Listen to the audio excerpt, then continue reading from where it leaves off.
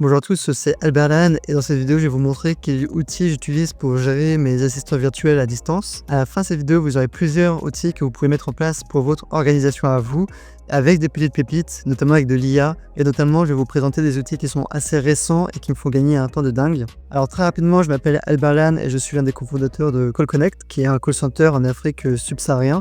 On a un peu plus d'une quarantaine et on propose pas mal de types de services pour externaliser. Et donc voilà, j'ai eu une certaine expérience pour gérer des équipes à distance, que ce soit en Afrique ou en Asie. Bon bah voilà, je vais vous présenter globalement pas mal d'outils qui sont pour la plupart gratuits ou open source et que vous pouvez utiliser et qui fonctionnent très bien. Et je vais aussi vous présenter des alternatives qui sont un peu plus connues. Donc voilà à peu près ce que je vais vous présenter. Alors première chose, c'est Zoom Phone et On-Off pour WhatsApp. Alors si vous souhaitez avoir des lignes téléphoniques pour vos assistants virtuels, je vous recommande fortement d'utiliser Zoom Phone. C'est un abonnement à l'année qui est dans les 200 € par mois. C'est un abonnement à l'année qui est autour de 200 € à l'année, qui permet d'avoir des lignes téléphoniques des 01, 02, 03, 04. Si vous avez besoin de lignes portables, vous pouvez utiliser l'application On-Off, où là vous pouvez même définir un WhatsApp dessus, ce qui peut être intéressant. On-Off, c'est autour de 10 € par mois, entre 8 à 10 €. Et moi j'ai quand même pas mal de lignes sur On-Off, que ce soit des lignes françaises ou canadiennes, que je mets à disposition après pour mes agents, notamment avec des numéros WhatsApp dessus. Donc voilà, c'est deux solutions qui marchent plutôt bien si vous avez de la gestion client à faire ou du SAV. Autre outil que j'utilise de plus en plus et qui est franchement génial, c'est une IA, c'est Notebook LM, il est totalement gratuit. Cette IA en fait tout simplement permet de créer un projet et dans ce projet vous pouvez stocker toutes les données que vous souhaitez. Voilà. Ici par exemple j'ai un projet avec pas mal de données, notamment avec une entreprise chinoise où en fait j'ai directement inséré leur catalogue de produits et là en fait on a tous accès à ce projet là que j'ai partagé au reste de mon équipe et en fait de là on a tous les mêmes données pour l'IA. On a une conversation, c'est Gemini, sauf que Gemini ici va se baser uniquement sur les données qu'on lui a données. Ce qui veut dire que voilà, demain j'ai un site web à créer pour un client, dedans je vais pouvoir insérer un maximum de PDF, d'informations, d'échanges clients téléphoniques et toute mon équipe aura accès à cet outil et ils pourront questionner l'IA sur ce projet et l'IA va pouvoir répondre quelque chose qui est basé uniquement sur les sources qu'on lui a données. Donc voilà, par exemple, demain, mon rédacteur web a des pages à rédiger sur ce projet. Il a qu'à aller ici et il lui demande à l'IA tout simplement « Bon bah redonne-moi l'ensemble des informations en lien des produits » et il va le faire. Voilà, par exemple ici, je lui demande de me lister l'ensemble des produits de Sanchuan et là il va tout simplement me lister les produits du fournisseur. Donc ici on peut voir toutes les références et il va pas se tromper puisque c'est des informations qui sont basées uniquement sur les sources qu'on lui a données. Donc je peux lui envoyer des Excel, je peux vraiment mettre beaucoup de formats de documents, que ce soit des images, des textes, du Drive, donc c'est quelque chose d'assez intéressant. Ça peut être un peu comme un cerveau où on centralise toutes les données. Autre outil IA que j'utilise, bon après j'utilise beaucoup ChatGPT Premium, même si là on va sûrement migrer vers Claude IA, la version Premium, vu qu'on fait beaucoup de développement informatique et que Claude est vraiment redoutable sur la partie dev, donc voilà. Mais sur Claude on retrouve à peu près le même système, sauf que Claude c'est payant. À savoir que pour l'ensemble de mes équipes, j'ai créé un mail générique, par exemple comme ceci, login@callconnect et toutes mes équipes ont accès à ce mail-là, ce qui permet d'utiliser un seul abonnement ChatGPT Premium et que tout le monde passe par le même compte pour éviter d'avoir des soucis de multi-accès. Par exemple, Shopify facture en fait, plus on va rajouter de personnes sur une boutique Shopify, et plus vous nous facturez cher l'abonnement.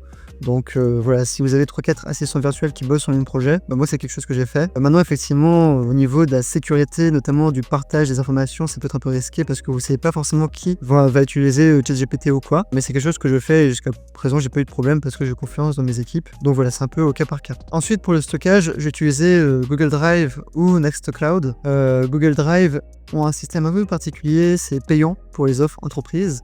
Sinon il y a une alternative qui marche très bien qui est Nextcloud et qui est complètement open source. Donc moi j'ai pris Nextcloud et j'ai déployé sur mon propre serveur. À savoir que Nextcloud propose des logs très complètes pour un suivi, un système de rôle très bien fait en fait. Donc c'est vraiment une solution très complète pour tout ce qui est partie stockage, base de données, backup. Donc vous pouvez vraiment paramétrer des accès en lecteur, en éditeur, en administrateur de manière très poussée.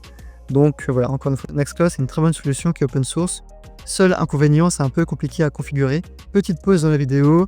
Voilà, je gère un call center qui s'appelle Call Connect. N'hésite pas à aller sur le site web. On propose des assistants virtuels à temps plein sans engagement sur un mois avec des tarifs autour de 400 à 900 € par mois. Donc si tu souhaites monter rapidement une équipe à distance, ou monter un call center, tu peux nous contacter et on se fera un plaisir de t'aider. Maintenant que ça c'est dit, on va continuer la vidéo. Là, je vais vous présenter quelques outils que vous pouvez utiliser pour votre entreprise. La première chose, c'est un CRM. Alors un CRM, qu'est-ce que c'est? C'est un outil qui permet tout simplement de gérer des contacts entrants, des potentiels clients. Voilà, ici par exemple, j'ai un CRM où j'ai toutes mes demandes qui rentrent de gens qui veulent des services. Donc l'équipe commerciale va créer une nouvelle piste. Quand on a un prospect qui est intéressé, après ils vont dépasser la piste dans qualifier à relancer quand ils auront rappelé le client pour lui proposer un service. Quand ils auront réalisé un rendez-vous avec le client, ils vont mettre dans rendez-vous pris. Et enfin, contact quand contrat plus paiement, quand le prospect sera signé et aura payé son contrat. Donc c'est tout simplement un tableau qui permet de segmenter le processus pour closer un client étape par étape. Moi, j'utilise beaucoup le CRM de Odoo qui marche plutôt bien. Sinon, il y a d'autres concurrents assez connus comme Salesforce qui est un peu cher quand même, paye à l'année. Salesforce, un peu le leader. Donc voilà, ça permet tout simplement de qualifier les prospects en différentes étapes. Moi, j'utilise Odoo, ça marche tout aussi bien. Mais ça, c'est à condition si vous avez besoin que votre assistant virtuel soit un commercial en fait. Enfin, autre point important, c'est le projet Kanban. Alors, encore une fois, moi, j'ai utilisé Odoo. Un tableau Kanban, qu'est-ce que c'est? Un tableau Kanban, c'est encore une fois, c'est un tableau, un peu comme le CRM, sauf qu'on va segmenter un projet en plusieurs étapes. Voilà, comme ici par exemple. Donc ici, on peut voir qu'il y a différentes étapes qu'on peut déplacer et c'est des tâches qu'on va donner à l'équipe de production, pour de la production, pour faire du travail, pour faire des tâches. Par exemple, on peut faire un ticket, voilà, rédaction des articles et dedans, on va mettre objectif, rédiger les articles. Voilà, ici, on a une description. On peut mettre une date limite. On peut attribuer le ticket à une personne. Et tout ça, c'est vraiment de la gestion de projet en fait. C'est vraiment pour structurer le travail, pour suivre les tâches, pour mettre des deadlines. Donc voilà, c'est vraiment pour faire de la gestion de projets, de tâches. Et ça fonctionne très bien. Il y a aussi Trello qui est connu. Trello, c'est un concurrent. Et encore une fois, c'est la même chose. Sauf que je trouve que Trello, c'est un peu moins efficace quand même. Voilà, ça se présente comme ça en fait, c'est un tableau. Vous pouvez mettre les tickets et il y a différentes colonnes en fonction de l'avancée de cette tâche. Pour mon cas, je préfère quand même utiliser Odoo qui a un système beaucoup plus performant avec beaucoup de raccourcis et qui me fait gagner un temps assez conséquent. Enfin, par rapport à la base de connaissances et Notion, c'est quelque chose aussi de très important. Alors là, ça va être de la documentation en ligne pour vos équipes à distance. Moi, j'utilise Odoo, mais aussi Notion. À savoir que Odoo propose beaucoup d'options. Hein. Moi, ce que j'utilise le plus, c'est l'option Kanban que je vous ai montré, l'option CRM qui permet de gérer les commerciaux, et enfin l'option base de connaissances qui permet de faire de la documentation comme celle-ci. C'est assez visuel, c'est bien fait. On fait tout ça sans code, en fait. Tout simplement, on peut insérer du texte, des images, des vidéos. Donc j'ai fait beaucoup de documentation comme celle-ci pour mes équipes avec pas mal d'informations, des résultats attendus et d'autres informations externes en plus. Comme ça, quand j'ai un nouveau assistant virtuel qui commence le travail, il suffit qu'il se penche sur cette documentation, il faudra juste appliquer en fait. Donc ça permet de regrouper en fait ces informations comme un peu un livre numérique. Ce que j'aime bien faire aussi, c'est d'avoir de la documentation papier. C'est quelque chose d'assez important aussi et pas que d'avoir des choses numériques. C'est quelque chose que je préfère un peu plus, mais voilà, l'imprimer et faire un peu comme un document papier avec toutes ces feuilles, ce qui permettrait de faire un support supplémentaire pour mes équipes. C'est quelque chose où je travaille dessus pour faire un peu des cahiers A4 de formation interne, parce qu'avoir que du numérique, ça peut être un peu limitant, mais bon, voilà, c'est quand même mieux que rien. Autre outil que j'utilise, c'est un outil pour discuter, pour échanger. Alors moi, j'utilise pas mal Discord, qui est gratuit, qui fonctionne très bien. Sinon, vous avez l'alternative entreprise qui est Slack ou Teams, qui sont payants. À savoir que Slack et Teams sont globalement plus sécurisés que Discord. À part si vous faites des accès directement pour vos équipes avec un mail professionnel, auquel cas, voilà, ce sera plutôt Slack ou Teams qu'il faudra utiliser. Étant donné que Slack ou Teams est un outil professionnel et que tout est enregistré. Autre outil que j'utilise beaucoup, c'est Loom. Loom permet de faire des plis de vidéos en 2 clics et de les mettre en ligne directement et ensuite de les partager avec un URL. Ici, par exemple, c'est mon compte Loom.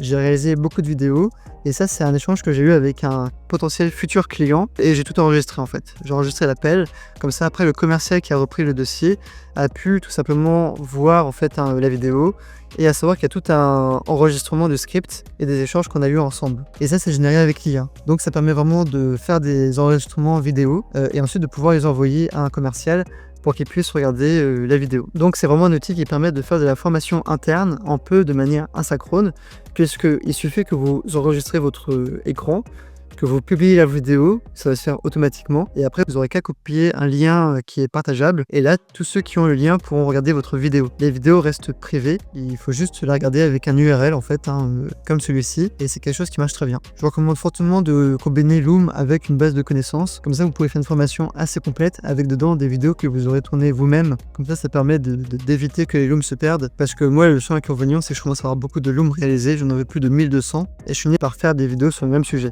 des doublons de vidéos, donc c'est pour ça que c'est important de plutôt partir d'une page principale de formation et lister les Looms dedans et après actualiser les liens si jamais vous devez refaire la vidéo. Autre chose qu'on utilise beaucoup, c'est Keeper. Il y a des alternatives moins chères. Keeper, c'est un gestionnaire de mots de passe qui permet de centraliser tous vos mots de passe et les sécuriser. C'est quelque chose qui marche très bien. Ici, par exemple, on peut voir une archive de mots de passe qui nous appartient. Donc, on a le mail de connexion, on a le mot de passe et on a l'URL. Comme ça, on n'a qu'à cliquer sur ce bouton et les gens vont se connecter automatiquement. On peut aussi masquer le mot de passe, comme ça, les assistants n'auront pas accès au mot de passe et ça va compléter automatiquement la page et Keeper va tout faire pour protéger le mot de passe. Quand bien même, ça permet d'éviter d'envoyer les mots de passe et que les mots de passe se baladent de main en main. C'est quelque chose qui marche plutôt bien. Maintenant, Keeper c'est payant et ça coûte 200-300 € par an, quelque chose comme ça. Enfin, une autre solution qui marche plutôt bien, c'est Antique Browser ou les alternatives. Ça permet tout simplement de simuler des Chrome, notamment avec des IP différentes. Ça permet de remplacer un peu un VPS ou un VPN. Il suffit d'avoir Antique Browser avec un proxy que vous achetez à l'année en France et du coup vous aurez un navigateur, un Chrome avec un peu d'historique et avec une IP française. Ça permet très bien de remplacer du coup les VPN et VPS qui commencent un peu à être un peu compliqués à gérer et à savoir que certaines technologies détectent les VPN comme CyberGhost ou quoi qui sont bloqués en fait, qui ne fonctionnent pas vraiment. Donc voilà, ça c'est vraiment une alternative vraiment poussée. Alors pour aller un peu plus loin sur la partie call center, voilà, nous on a un call center, on propose des services en lien au call center, en fait des accompagnements où on peut vous aider à recruter des équipes. Il y a d'autres parties qui peuvent vous intéresser, notamment la solution Upstaff ou des alternatives, mais nous on n'utilise pas ce genre d'outil. Upstaff, qu'est-ce que c'est? C'est concrètement un outil que vous allez installer sur l'ordinateur de l'assistant virtuel et qui va prendre en note, qui va prendre des photos, qui va enregistrer l'activité et le travail que l'assistant virtuel réalise à distance. L'objectif de cet outil, c'est vraiment de pouvoir s'assurer que l'assistant virtuel bosse pour vous, uniquement pour vous, et ça va du coup enregistrer son écran, ça va prendre des photos. Il y aura aussi des logs qui vont apparaître en fonction du site qui consulte. C'est quelque chose que je juge un peu intrusif, mais je peux comprendre que certaines personnes veulent savoir qu'est-ce que la personne fait à distance. Ou au moins à des fins de formation et de suivi du cahier de travail, parce qu'en présentiel, on est à côté du salarié pour l'assister et l'aider, sauf qu'à distance, c'est un peu plus compliqué. Donc je peux comprendre que des gens veuillent installer ce genre de solutions qui sont un peu plus intrusifs et qui permet vraiment de fliquer un peu l'activité de l'assistant. Enfin, pour finir, je vais vous parler d'autres catégories qui sont un peu dans le même genre, comme les solutions réseau Selk ou Elasticsearch, qui sont en fait des outils qui vont être installés directement sur le routeur de la Wi-Fi du bureau, qui va en fait récupérer toutes les IP et toutes les logs des ordinateurs. Ouais, ça reste des outils beaucoup plus professionnels à un niveau un peu supérieur. Mais si demain vous avez par exemple 30 ordinateurs dans un bureau et que vous voulez récupérer la navigation de chaque ordinateur sur chaque page, eh bien vous pourrez avoir ces informations. C'est juste des solutions un peu plus avancées qui demandent une configuration. Ça peut être utile notamment si des salariés vont travailler pour la concurrence aussi, s'il y a des fuites de données, si vous voulez vérifier que tel ordinateur a consulté telle page pour voler telle information. C'est des choses qui font beaucoup de logs, qui font beaucoup d'historique, qui peuvent coûter un peu cher, mais voilà, c'est des solutions qui marchent globalement très bien. Voilà, c'est tout pour cette petite vidéo. Si vous voulez plus de vidéos comme celle-ci, n'hésitez pas à nous contacter, on se fera un plaisir de vous aider ou de vous aiguiller. Merci, à très vite.